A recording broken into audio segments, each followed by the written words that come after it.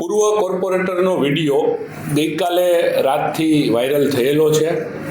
મારા ધ્યાનમાં મોડી રાત્રે એ વિડીયો આવ્યો. સવારે મેં એ વિડીયો ફરીથી જોઈ અને એ પૂર્વ કોર્પોરેટરને મેં ફોન કરવાનો પણ પ્રયત્ન કર્યો. એમનો ફોન સ્વિચ ઓફ આવે છે. એટલે મેં કાર્યાલયથી રૂબરૂ એમના ઘરે એમને મેસેજ આપવાનો પ્રયત્ન કરેલો છે.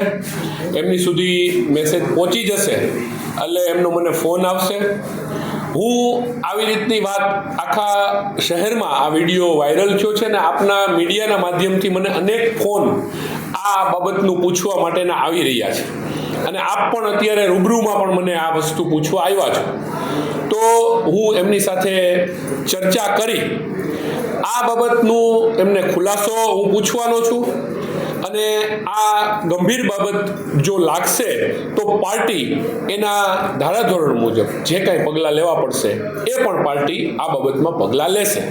આમાં જે વિડીયોમાં જે વાત કરવામાં આવી રહી છે, પૈસા માંગવામાં આવી રહ્યા છે, બાંધછોડ કરવામાં આવી રહી છે, જે રીતના વહીવટના પૈસા હોય, જો આવું પુરવાર થશે તો પાર્ટી કાર્યવાહી કરશે કે મહાનગરપાલિકાની ચૂંટણી આવતી હોય તો પાર્ટીને પણ ડેમેજ તૈયાર હોય.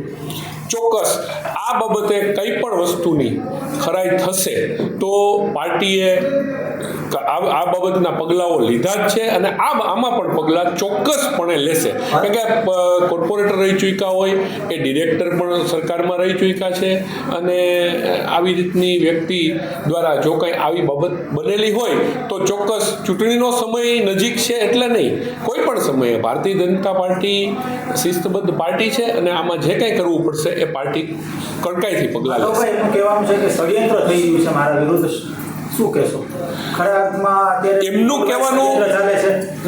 એમનું કહેવાનું એવું હોય પણ એમણે મારી સાથે હજી વાત નથી કરી. મેં સામેથી પ્રયત્ન કર્યો હતો પણ એમનો ફોન સ્વિચ ઓફ છે એટલે મેં કહ્યું મેં રૂબરૂ અહીંથી કાર્યાલયથી કોઈ જઈને એમને કહેશે એટલે હું એમની વાત સાંભળી લઈશ.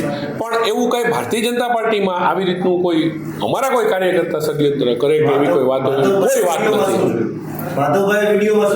મેં વિડીયોમાં આપ સૌએ જોયું એ જ જોયું કે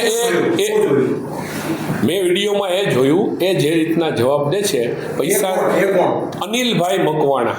હું કોઈ વસ્તુ છુપાવવા નથી માંગતો કેમ કે એમનું નામ બધાને ખબર છે અને હું એ નામ ન લઉં તો મારી ઓલી ગણાય. એટલે અનિલભાઈ મકવાણા મારા જે પૂર્વ કોર્પોરેટર છે કોઈની સાથે વાત કરી રહ્યા છે એમ પૈસાની લેતી દેતીની વાત છે. હવે એ લેતી દેતીની કઈ બાબતની વાત છે, શું છે, એ હું એમની પાસેથી ખુલાસો માગી રહ્યો છું.